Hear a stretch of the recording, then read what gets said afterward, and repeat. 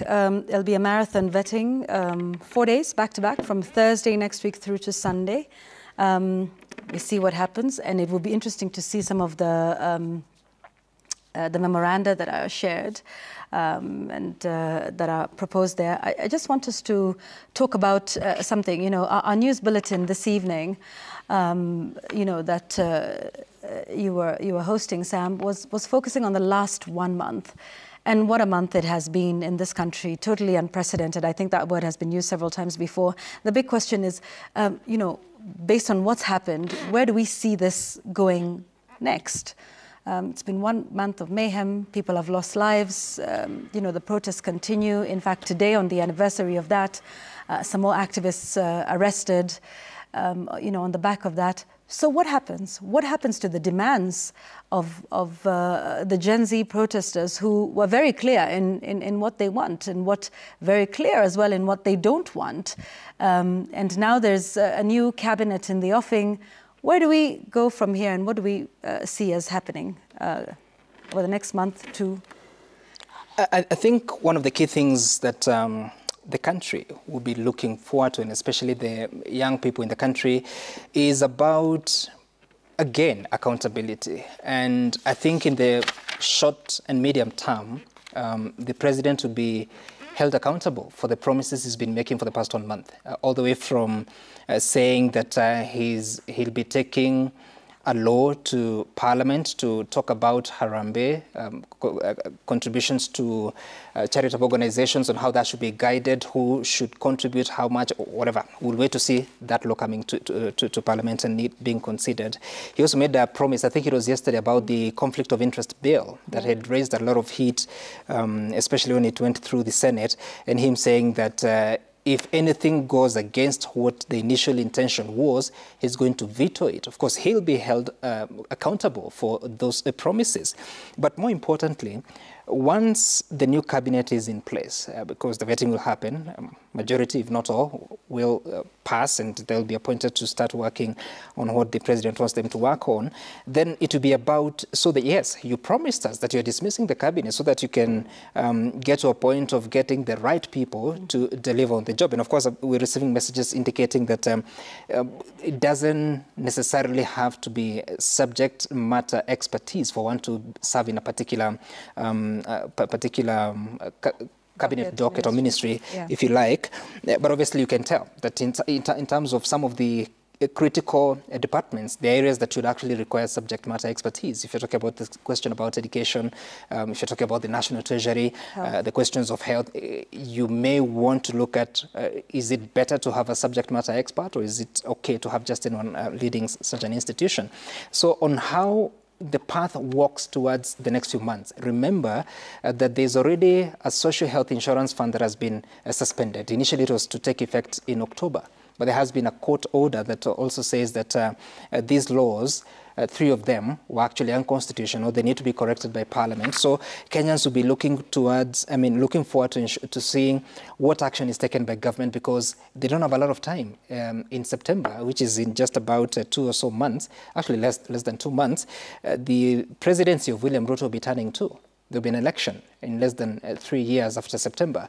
So really, there's that question of looking at results, and people will be waiting to see, have you kept the pledges before the election, the pledges during the last 1 month, but of course now looking ahead into expediting that delivery of service to Kenyans. I don't know how they are going to manage that, and especially now that the expectations are so high. Yeah, Linus, I want to give you the last word on this. You know, where does this leave the protesters? Do they feel heard? Do they feel assuaged with everything that is happening? For some, it might seem like it's just, you know, pretty much business as usual, or factory settings restored. Where does this leave them and all their demands and all their angst and all their push for good governance and following the rule of law and the Constitution? They succeeded in a number of areas. They said reject the finance bill. It was actually rejected. And remember, there was first the issue of amendment, and then they said, no, don't amend, reject in totality, and that was done. They also called for the dissolution of cabinet. That was done. I think they're also responsible for the exit of the former Inspector General of Police, Koome. He's also left because of the circumstances of the last 1 month. So there have been a number of achievements that the protests have achieved. But I think the greatest thing that they've also achieved is to get Kenyans to look afresh at a number of things about how the country is run. They also demonstrated that, you know, we can demand to be heard. And I think that has been the biggest message. Now, in terms of what the future looks like, remember they've been dismissed as faceless, tribeless, formless, leaderless. Yes, and then there was that addition of anarchists, and before that there was terrorists. Treasonous criminals. Treasonous criminals. You know, all these adjectives. Our children. Yes. Yeah, quickly became our children and all that. So they have announced their arrival. That generation has announced its arrival, and I want to look at certain aspects that really stood out.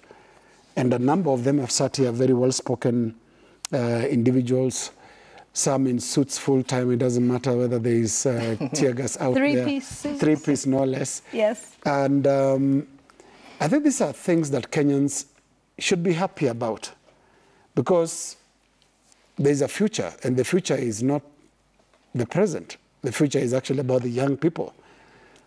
Somewhere down the line, there should be a president and cabinet made up of young people who would then have grown older to actually run governments. So that should be celebrated also, because it has introduced some names to the country's national conscience. And lastly, a generation that was previously seen as detached from public affairs. In fact, one person described them as only interested in fish fingers and taking coffee in restaurants. That has now been proved wrong. This is one of the most conscious, one of the most aware of generations that have ever walked the scene in Kenya.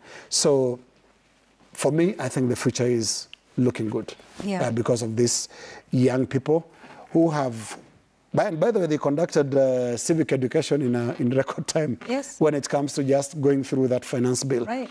And in all languages. Yeah. These are things that Kenyans should be happy about. Yeah, just one thing I'll add as we close the conversation is the deplatforming of politicians, from a number of spaces, which is that you are not the say-all and be-all and end-all of what happens in this country, and it's the idea of saying that politicians talking politics on the pulpit. No, none of that. And it's actually about giving an alternative voice, maybe the voice of the people. So those are some of the things that are really interesting and important from where we have been today.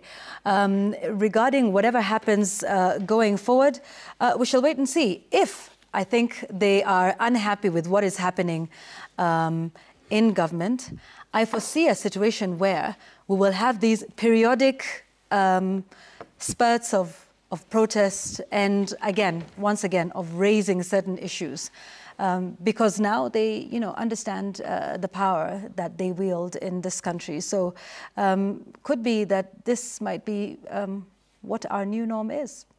All right, so let's conclude there. It's time for our final words now as we finish the show. And today